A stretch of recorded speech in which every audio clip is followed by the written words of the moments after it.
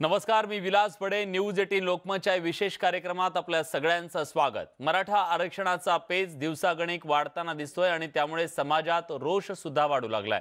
आरक्षणाला सुप्रीम कोर्टाने स्थगिती दिल्यानंतर नाराज झालेल्या मराठा समाजासाठी महाविकास आघाडी सरकारने मोठा निर्णय घेतला. मराठा समाजाला ईडब्ल्यूएसचा लाभ देण्याचा निर्णय घेण्यात आला. त्यानुसार मराठा समाजाला आर्थिक दृष्ट्या दुर्बल घटकांसाठी देण्यात येणाऱ्या आरक्षणाचा लाभ देण्यात येणार आहे. मात्र ठाकरे सरकारच्या या निर्णयामुळे मराठा क्रांती मोर्चा नाराज झालाय. मराठ्यांच्या वैध आरक्षणाचा महाविकास आघाडी सरकारने खून केल्याची जहरी टीका पुण्यातल्या पत्रकार परिषदेत आज मराठा क्रांती मोर्चाच्या नेत्यांनी केली. मागणी नसतानाही ईडब्ल्यूएस आरक्षण देऊन सरकारने मराठ्यांची फसवणूक केल्याचा आरोप सुद्धा करण्यात आलाय. तर या सगळ्याबद्दल आपण आज या विशेष कार्यक्रमात चर्चा करणार आहोत. आरक्षणाचा पेच.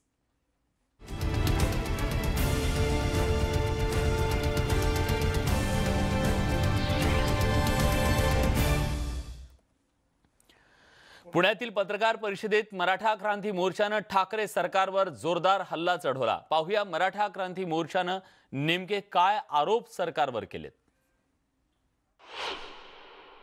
सर्वोच्च न्यायालयातल्या घटनापीठाकडे याबद्दलची सुनावणी होणार आहे.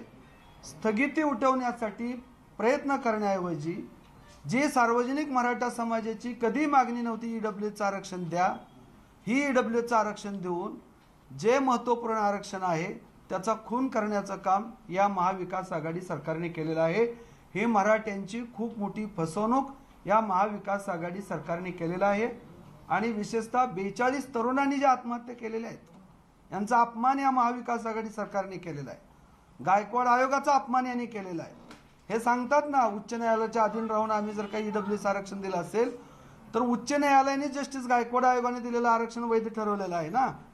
मग येत्या 25 जानेवारीला जर का याबद्दलची स्थगिती उठवण्याची सुनावणी जवळ आलेली आहे, त्यासाठी प्रयत्न करण्याच्या ऐवजी हे मधीच ईडब्ल्यूचं आरक्षण देऊन जे व्यापक स्वरूपामध्ये आणि अधिकृत महत्त्वाचं आरक्षण मिळणार आहे त्याचा अवसान घात करण्याचं काम या महाविकास आघाडी सरकारने केलेलं आहे.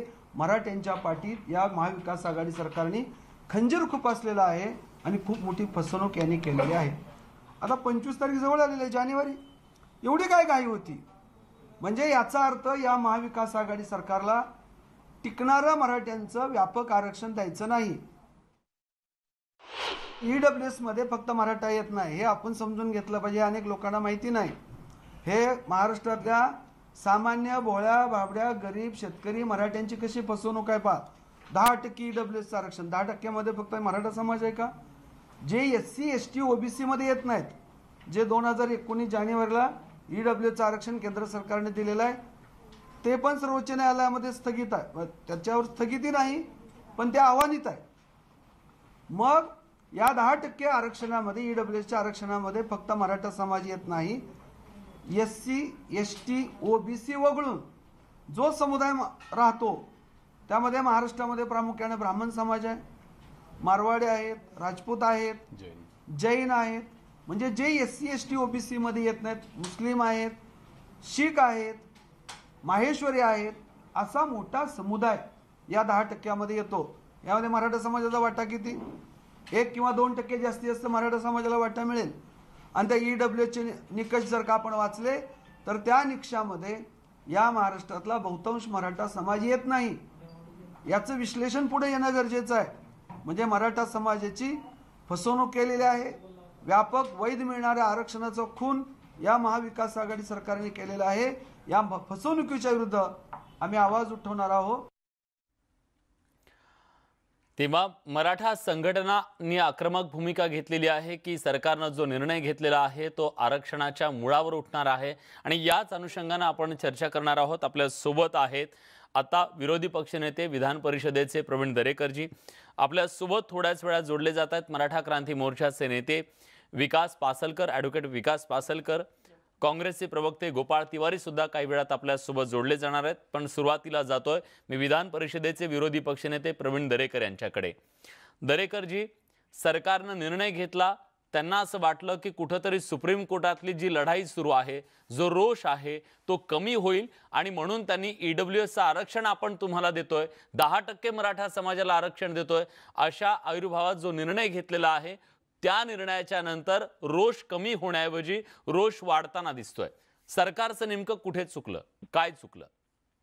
नाही, खरं म्हणजे सरकारचा जर असा समज असेल की अशा प्रकारचा ईडब्ल्यूएसचा निर्णय घेऊन मराठा समाजाचा रोष कमी होईल, तर ते मूर्खाच्या नंदनवनात वावरतायत असं माझं स्पष्ट मत आहे.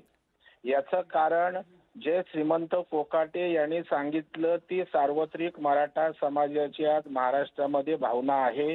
हे मी बघतोय, मी जेव्हा फिरतोय, जिल्ह्यात जातोय, त्यावेळेला गेल्या 2 दिवसामध्ये मराठा समाजामध्ये आता त्या ठिकाणी प्रचंड प्रकारचा रोष आहे. त्याच्यामुळे त्या ठिकाणी असंतोष कमी होण्याच्या ऐवजी आता मराठा समाजाला वाटतंय की यांना आरक्षण देणं आता शक्य नाही आणि म्हणून ही पळवाट काढण्याचा केविलवाना प्रयत्न या ठिकाणी हे सरकार करताना दिसतंय. याचं कारण जर 25 तारखेला त्या ठिकाणी तारीख आहे, तर त्या तारखेला एससीबीसीचा निकाल प्राप्त करून घेणं आवश्यक होतं. याचा अर्थ की तुम्हाला आता कॉन्फिडन्स राहिलेला नाही की एससीबीसीचं आरक्षण आम्ही देऊ शकू, देणारच आहोत. कारण आपण जे मगाशी कोकाटे म्हणाले तीच वस्तुस्थिती आहे. कारण हे 10% आरक्षण संविधानानं दिलेलं त्या ठिकाणचं आहे, ज्याच्यामध्ये देशातील ब्राह्मण समाजापासून सर्व अनेक समाज आहेत आणि त्याच्यामध्ये मराठा समाजाला काय वाटा येणार याचं जरा आकडेवारी सहित स्पष्टता करण्याची आवश्यकता आहे. आता ज्या 2-2.5 हजार मुलांचाच विषय आहे, त्याच्यामध्ये काही शेकड्यांनी पण मुलं त्या ठिकाणी येत नाही. कारण ईडब्ल्यूएस मध्ये जो 8 लाखाचं लिमिट आहे, त्या लिमिटच्या वर आज बऱ्यापैकी मध्यमवर्गीय असतो आणि मराठा समाजाला आरक्षण मागत असताना त्या ठिकाणी शैक्षणिक आणि नोकऱ्या हा महत्वाचा विषय आहे आणि त्या ठिकाणी आर्थिक निकष चालणार नाहीत. कारण मराठा समाजामध्ये आज त्या ठिकाणी खरा म्हणजे शिक्षण क्षेत्रामध्ये ते मागे राहतात, केवळ आम्हाला आरक्षण नाही म्हणून. दुसऱ्या बाजूला त्या ठिकाणी नोकऱ्यांमध्ये भरती असेल, प्रमोशन्स असेल, त्या ठिकाणी केवळ आरक्षण नाही म्हणून मागे राहतात. आणि त्याच्यामध्ये मुळात मागण्याच वेगळ्या आहेत. तुम्ही ईडब्ल्यूएसचं देऊन काही मेहरबानी करत नाही, ईडब्ल्यूएस लागूच आहे ते, तुम्हाला देण्याची वेगळ्याने आवश्यकता नाही. उलट तुम्ही स्वतंत्रपणे कॅबिनेटचा निर्णय घेऊन जो पूर्वी घेतला होता, दबाव आल्यानंतर कॅन्सल केला, पुन्हा आता जो घेतलाय, अशा प्रकारच्या निर्णयाने तुम्ही केस त्या ठिकाणी कमकुवत करताय. उद्या सुप्रीम कोर्ट त्या ठिकाणी विचारणार आहे की तुम्हाला आता घाई कशासाठी. आता ईडब्ल्यूएस तर त्या ठिकाणी आहे आणि जी गंभीरता त्या ठिकाणी कोर्टाच्या नजरेत किंवा जो प्रेशर होता तो आज आपसूक त्या ठिकाणी निघालेला आहे. आणि माझा तर स्पष्ट आरोप आहे, केस वीक त्या ठिकाणी होते आणि तशा प्रकारचा निर्णय या ठिकाणी सरकारने घेतल्यामुळे त्यांच्या आता इच्छाशक्तीवर या ठिकाणी संशय निर्माण झालाय. जो तुम्ही पाहाल आता मराठा समाज खऱ्या अर्थानं त्या ठिकाणी उद्रेकाला संतापाला सुरू झालाय. जे आज पुण्यात झालं, रमेश केरे पाटील किंबहुना छावा संघटनेचे जावळे, आता महाराष्ट्रात ना खऱ्या अर्थानं लोक रस्त्यावर उतरत आहेत की जे मागितलंच नाही ते देत आहे आणि जे आम्हाला हवंय त्यापासून पळ काढण्याचा प्रयत्न या ठिकाणी होतोय. आता सरकारला खूप त्या ठिकाणी मराठा समाजाच्या आरक्षणाच्या विषयावर या ठिकाणी आता उद्रेकाला सामोरं जावं लागणार आहे. बघूया या सगळ्याबद्दल आता सरकारचं नेमकं काय म्हणणं येतंय, कारण आता आवाज जो आहे या निर्णयाच्या विरोधातला तो अधिक तीव्र होतोय. आता आपल्यासोबत काँग्रेसचे प्रवक्ते गोपाळ तिवारी आहेत, मला त्यांच्याकडे जायचं आहे. गोपाळजी, तुम्ही निर्णय तर घेतला, पण त्या निर्णयाच्या नंतर या निर्णयाच्या विरोधात जो आवाज उठतोय तो आता शांत कसा करणार? कसं समजून सांगणार की तुम्ही जो निर्णय घेतलेला आहे तो अत्यंत महत्त्वाचा होता, जेव्हा की सुप्रीम कोर्टातली ही लढाई अंतिम टप्प्यात आलेली असताना हा निर्णय घेणं का गरजेचं होतं? का हा निर्णय घेतला? काय साधलं? विशालजी, याच्यामध्ये जर आपण बघितलं तर याची क्रोनॉलॉजी बघितली तर 1-2च मिनिटात सांगतो की याच्यामध्ये ओबीसीला धक्का न लावता आरक्षण देणं हे सगळ्यांचीच भूमिका आहे, त्याच्याबद्दल अजिबात शंका नाही. दुसरं, आरक्षण हे 50-51% पुढे जातं ही वस्तुस्थिती नाकारत नाहीये. म्हणजे ओबीसीला जर धक्का लावायचा नसेल तर ही वस्तुस्थिती. मग अशा परिस्थितीमध्ये तामिळनाडूच्या धर्तीवर जर विशेष बाब म्हणून आपल्याला आरक्षण द्यायचं असेल तर त्यावेळेला पृथ्वीराज चव्हाणांचं सरकार असताना नारायण राणे समिती स्थापन केली आणि सर्वे केला. सर्वे मधनं जे काही आराखडा, कच्चा आराखडा एक देण्यासारखी परिस्थिती समोर आली, त्या ठिकाणी सकृत दर्शनी असं वाटलं की 100% यांची ज्या मागण्या आहेत त्या वाजवी आहेत आणि यांना दिलं पाहिजे. त्याच्यानंतर फडणवीस सरकारने तोच आराखडा, तोच नारायण राणे समितींना त्या ठिकाणी पुढे ठेवून आता हे देऊ शकतात असं म्हटल्यावर त्या ठिकाणी गायकवाड आयोग केला. गायकवाड आयोग हा मागासवर्गीय आयोग, म्हणजे जे जर ऑब्जेक्शन घेतात तर त्यांनीच जर हे रिकमेंड केलं कोर्टाला तर त्या ठिकाणी काहीच प्रश्न नाही. त्या मागच्या वेळेला फडणवीस सरकारला काँग्रेस, राष्ट्रवादीसह सर्व पक्षांनी एकमताने विधानसभेत पाठिंबा दिला आणि हे पाठिंबा देऊन गायकवाड आयोग ज्या ठिकाणी जेव्हा स्थापन झालं आणि हायकोर्टाला आपण म्हणणं सादर केलं आणि एक विशेष बाब म्हणून तामिळनाडूच्या धर्तीवर हे आरक्षण दिलं जातं जरी ते 50%च्या वर जात असेल तर, कारण आपल्याला ओबीसीला अजिबात धक्का लावायचा नाही ही सर्वांची सर्वमान्य भूमिका होती. अशा परिस्थितीमध्ये त्याच वेळेला 2017-18 साली 102च्या घटना दुरुस्तीचा घाट घालायचं कारण काय? भाजपचा त्या ठिकाणी म्हणजे पाठीत खंजीर कुणी खुपसला. 102 घटना दुरुस्तीचा त्याच वेळेला घाट घालायचं काय कारण? याची 2 कारणं जरी त्यांनी सांगितली तरी त्या ठिकाणी एनसीबीसी आयोग 1950 पासून होता. मग त्याच्यामध्ये संपूर्ण राज्यांचे अधिकार काढून घेण्याची प्रक्रिया त्या ठिकाणी केली गेली. म्हणजे एखाद्या गावात एखादे पाटील असतात आणि ते मोठे आजोबा असतात, त्यांनी मुलांच्या आपल्या 4 मुलांच्या मोठ्या मुलांना ज्याचे त्याचे अधिकार दिलेले असतात. एखाद्या थोरल्या मुलाला समोर करून आपण एखाद्या जमिनीचा व्यवहार करतो आणि त्याच वेळेला हे आजोबांना जाऊन सांगायचं की त्याचे अधिकार काढून घ्या आणि तो काय करतोय. म्हणजे अशी दुटप्पी आणि विश्वासघातकी भूमिका जर भाजपची होती तर त्यावेळेला त्यांनी जो व्हीप आणला 17-18 मध्ये लोकसभेत, संसदेमध्ये आणि त्यामध्ये 102 जी घटना दुरुस्ती केली, त्याच 102 घटना दुरुस्तीने या सुप्रीम कोर्टाने निर्णय देताना त्या निर्णयाच्या सुरुवातीला आणि निर्णयाच्या शेवटला त्याच घटना दुरुस्तीचा उल्लेख केलाय. आम्ही म्हणतो ठीक आहे, तुम्हाला जर हे संपूर्ण एनसीबीसीचे अधिकार केंद्रीय आयोग जो निर्माण केला, आता जी अमेंडमेंट केली आहे त्याच्या पद्धतीने 11 ऑगस्ट 2018 हा जो केला त्याच्याप्रमाणे जर तुम्हाला अधिकार काढून घ्यायचा असेल तर ठीक आहे. म्हणजे यांना परत उपकृत केल्याची भावना आपल्याला स्वतःकडे ठेवायची भाजपाला, हे क्रिस्टल क्लिअर आहे. हे काय सांगतात, कुठलं म्हणजे सो चुहे खाके बिल्ली चली हाचको असा प्रकार झाला यांचा. ठीक आहे, मी त्याच्याबद्दल त्यांना विचारतो. माझ्या प्रश्नाला मात्र तुम्ही सपशेल बगल दिली आहे. मी तुम्हाला थेट प्रश्न विचारला होता. आता राज्य सरकारनं ईडब्ल्यूएसचा निर्णय घेतलेला आहे. हा निर्णय घेऊन नेमकं काय साधलं?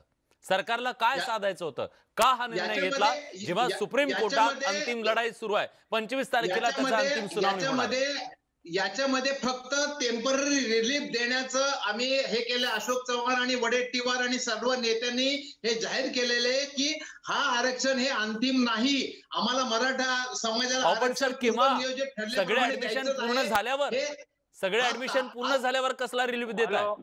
नाही, तसं होत नाही. आम्ही सांगितलं ना, आता सांगितलं. श्रीमंत कोकाटे येतो तुमच्याकडे येतो.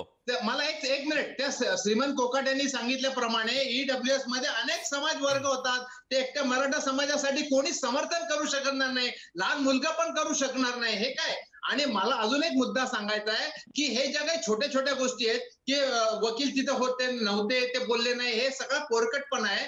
जो आपण त्या ठिकाणी प्लेंटिफ सादर करतो, लेखी ज्या म्हणणं सादर करतो ते कोर्टात जास्त ग्राह्य पकडलं जातं. हे आणि त्या प्लेंटिफ मध्ये जर काही चुकीच्या होते तर यांनी पत्रकार परिषद घेऊन ते परिच्छेद वाईज, पॅरा वाईज दाखवायचं की हे चुकीचा उल्लेख केलाय तुम्ही कुठल्या गोष्टी. म्हणजे जो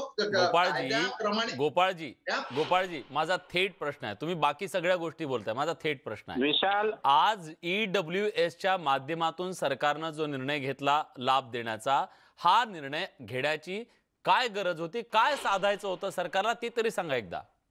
त्याच्यामध्ये टेम्पररी रिलीफ म्हणजे आता त्याच्यातले जर 2-5% जरी त्यांना त्या ईडब्ल्यूएसच्या माध्यमातून कुणाला न्याय मिळाला मराठा समाजाच्या मुलांना, तर तेवढा तरी किमान आपण देता येत असेल तर येऊ. हे वारंवार आम्ही सांगितलं. टेम्पररी तुम्हाला रिलीफ द्यायचा आहे, त्याच्यासाठी तुम्ही हा निर्णय घेतला असं तुम्ही सांगताय. प्रवीणजी, येतो मी तुमच्याकडे. विकास पासलकर आता आपल्या सोबत जोडले गेलेले आहेत. विकासजी, जी भूमिका सरकारकडून घेतली जाते ते म्हणतात की आम्हाला टेम्पररी रिलीफ द्यायचा आहे म्हणून हा निर्णय घेतलाय, पण हा रिलीफ द्यायला सुद्धा उशीर झाला का? कारण सर्व महत्वाच्या ज्या मेडिकल पासून प्रवेश प्रक्रिया आहेत त्या तर आता संपून गेलेल्या आहेत. 100% तुम्ही म्हणता तसं की ईडब्ल्यूएसचा जर तुम्हाला रिलीफ द्यायचा होता तर वैद्यकीय प्रवेश प्रक्रिया, इंजिनिअरिंगच्या प्रवेश प्रक्रिया यामध्ये त्यांनी रिलीफ द्यायला पाहिजे होता. एक तर चुकीचा निर्णय घेतला. दोन गोष्टी आहेत, हे कधी सरकारने समजून घेतलेलं नाहीये की ज्या वेळेस व्हीसी वरती ठरलेलं होतं की त्यावेळेस पटवाली यांनी स्वतः सांगितलं होतं की ईडब्ल्यूएस आरक्षणाचा पण निर्णय घेणं म्हणजे एसी बीसी आरक्षणाला सुप्रीम कोर्टामध्ये प्रॉब्लेम होऊ शकतो. यासाठी ईडब्ल्यूएसचा निर्णय हा आता घेऊ नये असं क्लिअर कट पटवाली यांनी राज्य सरकारला सुचवलेलं होतं. याच्यावरचं रेमेडी काय होती की या मुलांचे प्रवेश प्रक्रिया आणि नोकरीमधील संधी जर प्रोटेक्ट करायची होती तर यासाठी सुपरन्युमररीची सीट्स निर्माण करणं गरजेचं होतं. अधिसंख्या पद भरणं गरजेचं होतं. हे सरकारला आम्ही वेळोवेळी सुचवलेलं होतं आणि सरकारच्या सुप्रीम कोर्टच्या संपूर्ण प्रक्रियेमध्ये आम्ही समाज घटक म्हणून सरकारच्या बाजूने काम करत असताना आज सरकारने अचानक ईडब्ल्यूएसचा निर्णय घेतल्यामुळे आता उद्या मराठा आरक्षणाच्या एसीबीसीला ज्यांनी विरोधामध्ये ज्यांनी याचिका दाखल केलेल्या आहेत त्या विरोधकांच्या हातामध्ये आयतं पोलीस सरकारने दिलेला आहे. आता जर उद्या एसीबीसीचा आरक्षणाचा निर्णय विरोधात केला तर याला कोण जबाबदार? तर याला सरकारची ही भूमिका जबाबदार आहे. आणि केवळ 100-200 विद्यार्थ्यांचा ईडब्ल्यूएसच्या या प्रक्रियेमध्ये ईडब्ल्यूएस हा 10% केंद्र सरकारने दिलेला आरक्षणाचा मुद्दा महाराष्ट्रामध्ये सर्व जाती एससी एसटी आणि ओबीसी हे आरक्षणातले वर्ग सोडून इतर सगळ्या, मग ब्राह्मण आल्या, याच्यामध्ये मुस्लिम आले, याच्यामध्ये मारवाडी आले, याच्यामध्ये लिंगायत आले, अनेक जातीचे लोक आहेत ज्यांना संधी मिळणार. 32% समाजाला तुम्ही 2%, 1% आरक्षणामध्ये घालणार आहात का?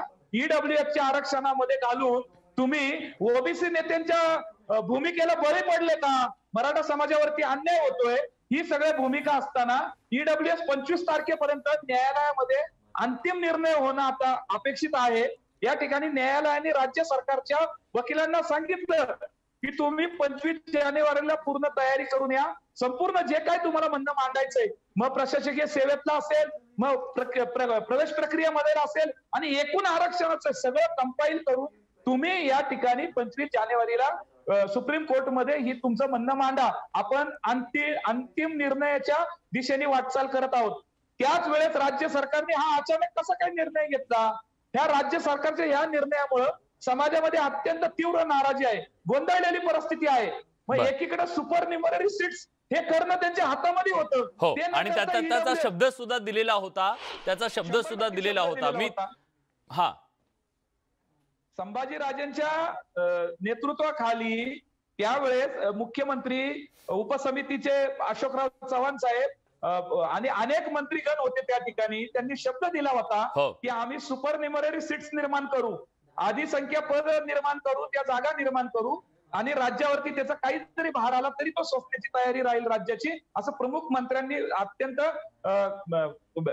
जबाबदारीने सांगितलं असताना अचानक हा निर्णय घेणं म्हणजे एसीबीसी आरक्षणाला अत्यंत मारक आहे.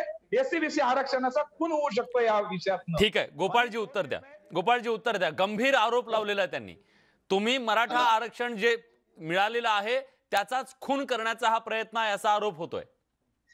एसीबीसी आरक्षणाला जर मारक ठरत असेल तर एनसीबीसी ठरतो, जो 102 अमेंडमेंटनी केला ते. आणि त्याच्याचमुळे आता सुप्रीम कोर्टाने अटॉर्नी जनरलला 102 विषयी आपली भूमिका स्पष्ट करायला सांगितलं. हा एक मुद्दा.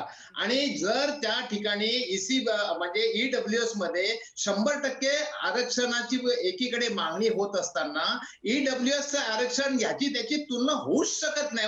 हे अत्यंत म्हणजे पूर्ण दिशाभूल आणि गैरसमज आहे हा, की जिथे ईडब्ल्यूएसचं समर्थन कसं सुप्रीम कोर्ट कसं मान्य करेल, कोणीतरी करेल का? की ईडब्ल्यूएस हे सर्व समावेशक आहे. त्याच्यात मराठा समाज एक 2-5% आहे, अनेक समाज आहे आता सांगितलं तसं. त्याप्रमाणे हे त्याच्याविषयी हा त्याला पर्याय होऊ शकत नाही.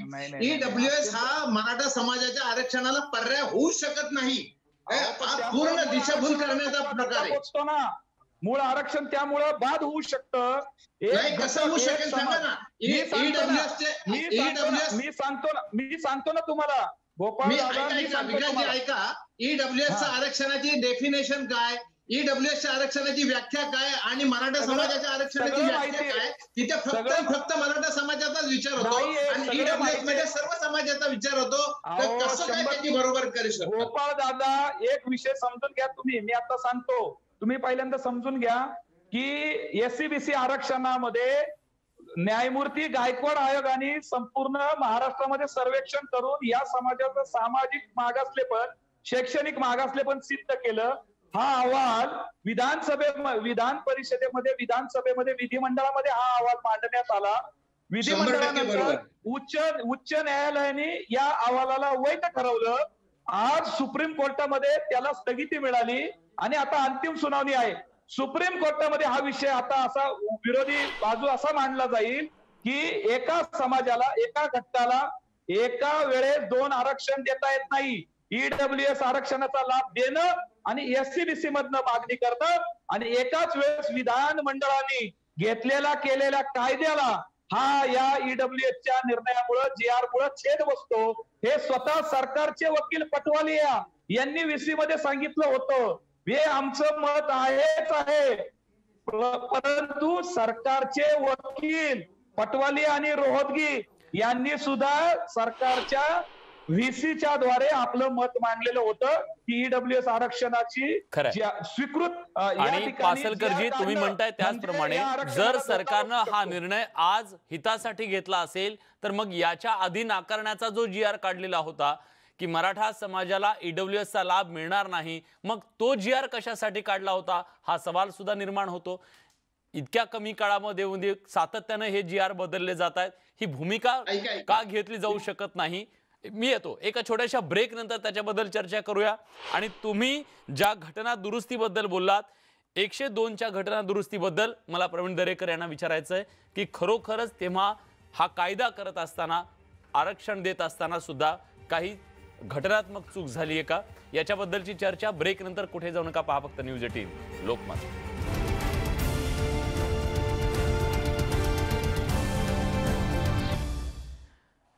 ब्रेक नंतर तुमचं पुन्हा एकदा स्वागत. न्यूज 18 लोकमतवर आपण चर्चा करतोय. मराठा आरक्षणाचा जो पेच निर्माण झालेला आहे, या पेचातून नेमकी सुटका कशी होणार आणि मराठा समाजातल्या बांधवांना जी अपेक्षा आहे की आरक्षण आपल्याला खरंच मिळणार का, टिकाऊ आरक्षण कधी मिळणार, या सगळ्यामध्ये जे अडथळे येत आहेत त्याच्या अनुषंगाने आपण ही चर्चा करतोय. त्यात भर पडली ती सरकारनं घेतलेल्या नव्या निर्णयाची, ज्यातून ईडब्ल्यूएसचा लाभ इथल्या सगळ्या उमेदवारांना देण्याचा निर्णय राज्य सरकारनं घेतला. पण त्यातून रोष मात्र वाढत चाललेला आहे. आपल्या सोबत आता विरोधी पक्षनेते प्रवीण दरेकर आहेत. प्रवीण दरेकरजी, आता ब्रेकच्या पूर्वी एक आरोप असा करण्यात आला की 102वी जी घटना दुरुस्ती आहे, ही घटना दुरुस्ती सुद्धा या आरक्षणासाठी मारक ठरलेली आहे आणि या घटना दुरुस्तीच्याच अनुषंगाने आता सुप्रीम कोर्टात मुख्य सुनावणी होणार आहे. राज्याला अधिकार नव्हता तरी देखील राज्यानं हा कायदा बनवला, त्यामुळे तिथं फडणवीस सरकारचं चुकलं, हा जो आरोप तुमच्यावरती केला जातोय त्याचं उत्तर काय? नाही, मला वाटतं या आरोपामध्ये काडीचं या ठिकाणी तथ्य नाही. ईडब्ल्यूएसच्या मध्ये त्या ठिकाणी इतर समाजांना, आर्थिक दुर्बल मधल्या लोकांना आरक्षण मिळणार असेल तर त्यांचाही तो अधिकार आहे. या देशामध्ये कदाचित समाजात मोठ्या जन्माला आलो असेल पण तो गरीब असेल तर त्याचा विचार करायचा नाही का? या ठिकाणी मला वाटतं पासलकर जे बोललो, आपले तिवारी जे बोलतायत ते राजकीय अभिनिवेशातनं या ठिकाणी बोलतायत. इथे एक तर मेरिटवर आणि लिगल पॉइंटवर चर्चा होण्याची आवश्यकता आहे.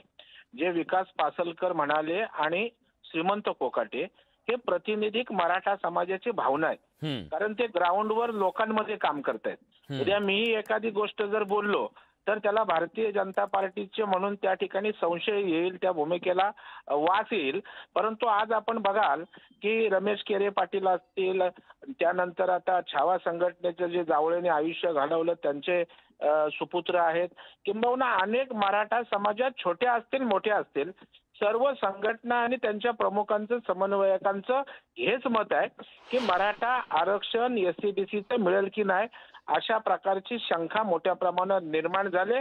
सरकारने पळ काढलाय. उदाहरणार्थ मी तुम्हाला सांगतो की संभाजीराजे भोसले साहेबांची भूमिका त्यांनी क्लिअर कट सांगितली की मी सरकारच्या खरं म्हणजे बाजूनी होतो.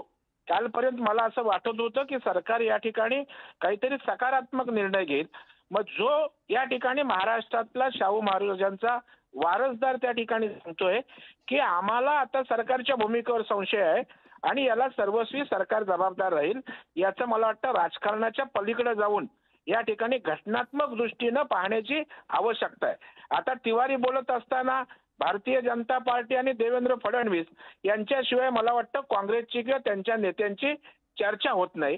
परंतु महाराष्ट्रातील जनतेला माहित आहे की देवेंद्र फडणवीस साहेबांनी हायकोर्टात टिकणारं आरक्षण त्यांनी मिळवून दिलं.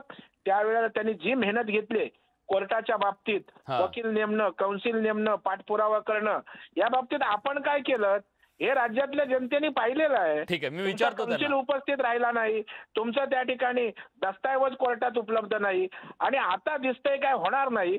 म्हणून मराठा समाजाच्या तोंडाला पानं पुसण्याचा केविलवाना प्रयत्न आहे आणि हे EWS देणं म्हणजे उद्याच्या SCBCच्या आरक्षणाच्या संदर्भात संशय निर्माण करणं आहे असं सार्वत्रिक मराठा समाजामध्ये मत झालंय. हे आपण वाटल्यास आपण सर्वे करा, त्या ठिकाणी आपल्याला दिसून येईल. ठीक आहे, तिवारीजी जरा आउट होतोय, मला जरा दुसरी मीटिंग आहे. चालेल चालेल, धन्यवाद. तुम्ही आलात आणि न्यूज 18 लोकमतला तुमची सविस्तर प्रतिक्रिया दिलीत, पण मी त्याच्याबद्दल येतो. तिवारीजी बोला. एक तर सर्वप्रथम सांगतो की पळ कोणी काढला, जो तुम्ही मुद्दा विचारला 102 घटना दुरुस्ती याला अडथळा ठरू शकतो काय, तर याच्यात काय तथ्य नाही. त्यांनी डायरेक्ट मग विकासजी काय बोलले, महाराज काय बोलले याविषयी त्यांनी चर्चा न करता पळ काढला त्यांनी, दरेकरांनी. दुसरं म्हणजे मला एक सांगा, त्यांनी गुणगान गायला आता फडणवीसांनी अतिशय चांगल्या मेहनत घेऊन त्या ठिकाणी हायकोर्टात टिकणारं आरक्षण दिलं. मग फडणवीसांनीच दिलेलं आरक्षण, त्यांचा तोच मुद्दा सुप्रीम कोर्टात गेल्यावर निष्प्रभ का ठरला हो? ते काय बदललं का त्याच्यात? काय त्याच्यातले वाक्य रचना का त्याच्यातले काय बदललं? तोच बेस होता ना, फाउंडेशन तर तेच आहे ना. जेव्हा तुम्ही एखाद्या कोर्टात जर मान्य केलंय तर तुमचं तो सुप्रीम नाही, सुप्रीम पर्यंत जाऊस्तपर्यंत ते बदललं नाही पाहिजे, अशी तुमची मांडणी पाहिजे आणि त्या वेळेची परिस्थिती पाहिजे. मी तुम्हाला एकच फक्त सांगतो, ही सुप्रीम कोर्टाची ऑर्डर माझ्याकडे 22 पाने ऑर्डर आहे. मी याच्यावर 10 ते 12 नामांकित पुणे मुंबईच्या वकिलांबरोबर आठवडाभर चर्चा केलेली आहे आणि दिग्गज वकिलांबरोबर चर्चा करून या ठिकाणी मी तुम्हाला सांगतो, हे 3 नंबर या 6 नंबर पानावर असं म्हटलंय, it was submitted the article 33(8)(b), 342(a) which have been inserted by the constitution 102 amendment. हे आणि याच्यामध्ये 3ऱ्याच कॉलम मध्ये याचा उल्लेख आहे. आणि सगळ्यात शेवटी जेव्हा ऑर्डर पास झाली, त्या ऑर्डर पास होताना देखील याच्यामध्ये पूर्ण असं सांगितलंय की ए मध्ये, in view of the foregoing we pass the following order, supreme कोर्टाने as the interpretation of the provision inserted by the Constitution 102 Amendment Act 2018 is a substantial question of law as to the interpretation of the Constitution of India. These appeals are referred to the larger day. म्हणजे या सगळ्या गोष्टीमध्ये हे complication निर्माण करायला काहीतरी कथित मुद्दा जिथे कायदेशीर अडचण निर्माण होऊ शकते, या सगळ्या गोष्टी आज निर्माण झाल्या. त्याच्यामुळे या ऑर्डर मध्ये दुसरं 102वी घटना दुरुस्ती माझ्याकडे आहे. ते म्हणतात ना, काँग्रेस बिंग्रेस सोडा, आपण मुद्द्यावर आणि घटना दुरुस्ती माझी 1 to 1 कधी पण तयारी आहे, कधी पण कुठल्याही स्टेजवर माझी तयारी करायला. या राजपत्रामध्ये असं लिहिलेलं आहे की जे 102वी घटना दुरुस्ती ती जेव्हा मराठा आरक्षणाचं फडणवीसांनी 30 नोव्हेंबरला सांगितलं की दिवाळीला ढोल वाजवा, गुलाल उधळा, त्याच वेळेला हे फडणवीस साहेब मात्र विचारले की 11 ऑगस्ट 2018ला 2 महिन्यापूर्वी राष्ट्रपतींनी जो GR सँक्शन केला त्याच्यात असं स्पष्ट म्हटलेलं आहे की the union and every state government shall consult the commission on all major policy matters affecting the socially and educationally backward classes. इतकं क्रिस्टल क्लिअर म्हटलेलं आहे. हे 102 घटना दुरुस्ती करायचा हा घाट का घातला त्यांनी? 2 कारणं सांगावी ना. जर तुमची एवढी तळतळ होती तर मराठा समाजाला आरक्षण देण्याची आम्ही ओठात एक तोंडात एक करत नाही. पृथ्वीराज चव्हाण काँग्रेसचं सरकार असताना नारायण राणे समिती नेमली, ती प्रामाणिक आमचा प्रयत्न होता म्हणून नेमलेली आहे. आणि ठीक याच्यामध्ये आहे, पण नाही 102 तेव्हा सुद्धा प्रश्न घटनादुरुस्तींनी निर्माण काय झाला की साधायचं होतं? निवडणुकीच्या तोंडावर तुम्ही राणे समितीच नेमली आणि त्याचा राणे समितीचा अहवाल आलेला होता. पुढे राणे समितीचं काय झालं, मागास आयोगाचं खरं तर नेमणं गरजेचं होतं, तो सुद्धा नेमला नाही. असे अनेक प्रश्न तुमच्याबद्दल सुद्धा उपस्थित झाले आणि आता 102व्या घटना दुरुस्तीच्या निमित्तानं सुद्धा या सरकारनं जे फडणवीस सरकारनं आरक्षण दिलं त्याच्यावर तुम्ही प्रश्न उपस्थित करताय. पण या सगळ्यामध्ये भरडलं जातंय कोण? तर इथला गेली 4 दशकं आरक्षणासाठी लढा देणारा मराठा बांधव. आता त्याला दिलासा कधी मिळणार, त्याला टिकाऊ आरक्षण कधी मिळणार, त्याला त्याचा हक्क कधी मिळणार, हा खरा सवाल आहे. एक छोटासा ब्रेक घेऊया. ब्रेक नंतर मला चर्चा करायची आहे, विकासजींना विचारायचं आहे पुढचा मार्ग काय आहे, 4 दशकांची ही लढाई पुढे कशी जाणार आहे, याच्याबद्दलची चर्चा ब्रेक नंतर. कुठे जाऊ नका, पहा फक्त न्यूज 18 लोकमत.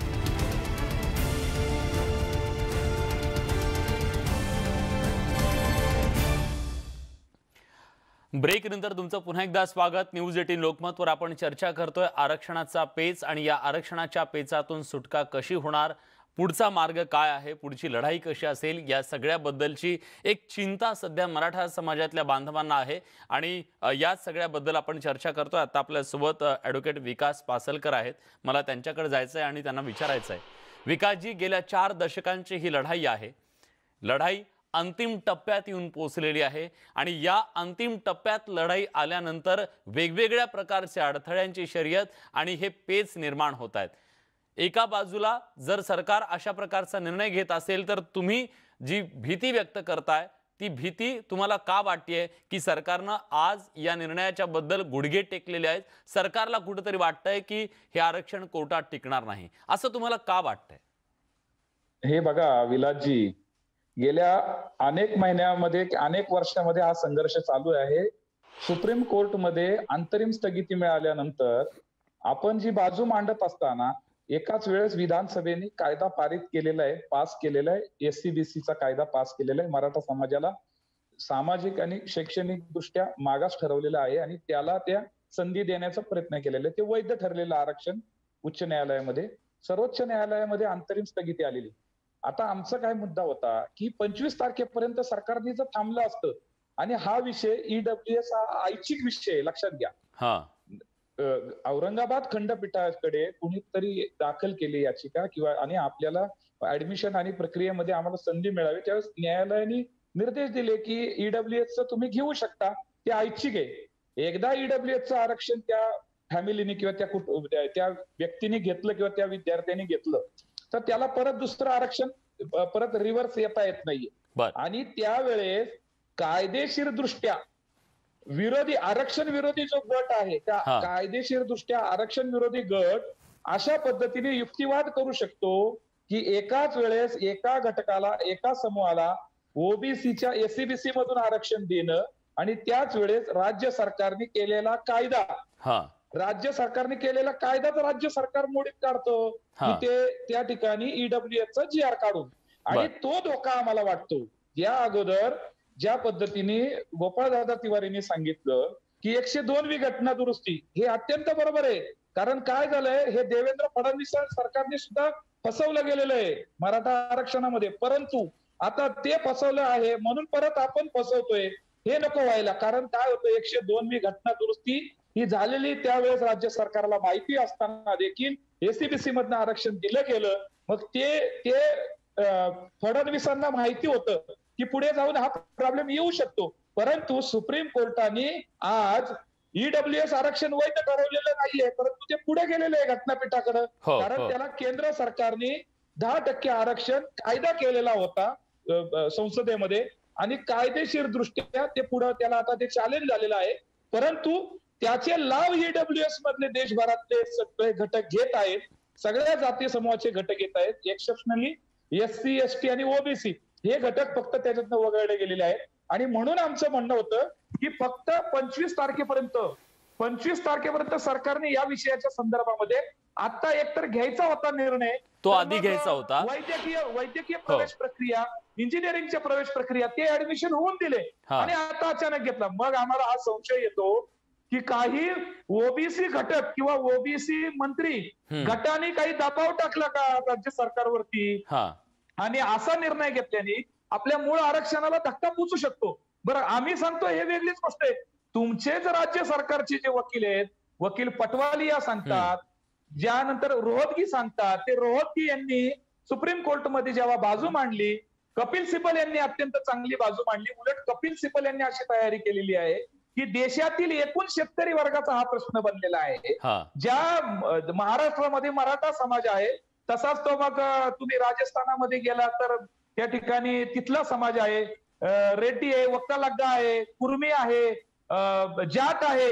या एकूण शेतीवरती आधारित असणाऱ्या समाजाचं सामाजिक मागासलेपण 50 वर्षापूर्वी 100 वर्षापूर्वीचं मागासलेपण आणि आजचं मागासलेपण हे आता खूप मोठ्या प्रमाणामध्ये वाढलेले. त्यामुळे आरक्षणाचा रिव्ह्यू घेणं गरजेचं आहे. आणि इंदिरा सहानीची जी कॅप आहे त्याच्यावरती सुप्रीम कोर्टाने आपल्या मराठा आरक्षणाला या ठिकाणी एससीबीसी ला अडवलेलं आहे. ती कॅप सुद्धा हटली पाहिजे, कारण ईडब्ल्यूएसने ऑलरेडी अनेक राज्यांचे आरक्षण आता 50% वरती क्रॉस झालेले आहे. आणि म्हणून आम्हाला असं वाटतं, आम्हाला हा संशय येतो की राज्य सरकारने 25 तारखेपर्यंत जरी थांबले असते, बरोबर, कुठेतरी वेळ निघून गेलेली आहे, जे दिलासा तातडीनं द्यायचा आहे म्हणून आम्ही निर्णय घेतला असं सांगितलं जात आहे, पण त्याची सुद्धा वेळ निघून गेलेली आहे. त्यामुळे सुद्धा तुमच्या मनात हा संशय आहे. पण मला खरं तर एक छोटासा ब्रेक घ्यायचा, पण ब्रेक नंतर मला तिवारीजींना विचारायचं आहे की जर 102वी घटना दुरुस्ती एक मोठा अडथळा होता आणि तरी देखील या महाराष्ट्राच्या विधानसभेमध्ये, विधानभवनामध्ये या मराठा समाजाच्या आरक्षणाचा कायदा होत होता, तुम्हाला जर ती अडचण माहीत होती तर तेव्हा मग सरकारच्या सुरात सूर तुम्ही का मिसळला? तुम्ही तेव्हा का त्याला विरोध केला नाही? त्याचं उत्तर सुद्धा मराठा जनता आज तुम्हाला विचारणार आहे. त्याचं उत्तर तुमच्याकडे काय, जाणून घ्यायचं मला ब्रेकच्या नंतर. कुठे जाऊ नका, पहा फक्त न्यूज 18 लोकमत. ब्रेक नंतर तुमचं पुन्हा एकदा स्वागत.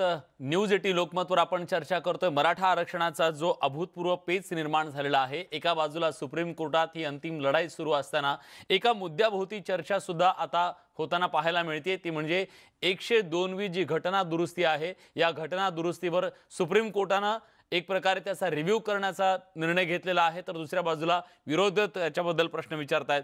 गोपाळ तिवारींनी सुद्धा त्याच्याबद्दलचा प्रश्न विचारला. मला तिवारींना आता त्याच्याबद्दल एक प्रश्न विचारायचा आहे. गोपाळजी, जेव्हा महाराष्ट्राच्या विधानसभेमध्ये, विधान परिषदेमध्ये हा कायदा केला तेव्हा तो सर्वमताने, एकमताने केला की नाही? 100% विलासजी, भदेजी, मुद्दा हा आहे, जेव्हा भाजपला तुम्ही हा दोष देता, शिवसेना, काँग्रेस, राष्ट्रवादी काँग्रेस, जेवढे सगळे पक्ष आहेत या सगळ्या पक्षांनी मिळून हा कायदा केलेला होता. मग 102व्या घटना दुरुस्तीमुळे मराठा आरक्षण धोक्यात येऊ शकतं हा मुद्दा तेव्हा तुम्ही कायदा निर्माण करत असताना, कारण कायदा तर ह्या सगळ्या नेत्यांनी निर्माण केलेला, सर्व राजकीय पक्षांनी एकत्रित एकमुखानं केलेला आहे. मग अशा वेळी कुणालाच कसं हे लक्षात आलं नाही? सगळेजण याच्या दोषी आहेत का? त्याचं उत्तर काय? विलासजी, आपण म्हणतो ते त्याचा मी खुलासा करू इच्छितो. 2014 मध्ये जेव्हा फडणवीस सरकार आलं त्यावेळेला 9 जुलै 2014 सत्तेतील फडणवीस सरकारने 16% आरक्षणाचा ऑर्डिनन्स काढला. 9 जुलै 2014. 14 नोव्हेंबर 14ला ऑर्डिनन्सची अंमलबजावणी होऊ नये म्हणून हायकोर्टामध्ये काहीतरी इंटरिम ऑर्डर निघाली. 18 डिसेंबर 2014ला हायकोर्टात सरकारने त्या ठिकाणी गेले, ते जे हरकत होती ती डिसमिस केली. नंतर ती सुप्रीम कोर्टाने डिसमिस केली. 7 जुलै 14ला हायकोर्टाने अंमलबजावणीला स्टे दिला आणि 4/1/17ला राज्य सरकारने न्यायमूर्ती गायकवाड कमिशन नेमले. याचा जर घटनाक्रम बघितला तर याच्या नंतर आपल्या विनम्रपणे लक्षात आणून येतो की जुलै 17 आणि 18 मध्ये हा NEBC म्हणजे national commission for backward classes हा पूर्वी होता का? तर होता. 100% 1950 पासून हा आयोग अस्तित्वात होता, पण तो लिबरल होता. त्यांनी ज्या त्या राज्यांना आपले आपले अधिकार ठरवायचे दिले होते. विशेष बाब म्हणून कुणाला आरक्षण द्यायचे असेल, आर्थिक घटकावर आधारित काही द्यायचं असेल तर ज्या त्या राज्यांना हे अधिकार दिले होते.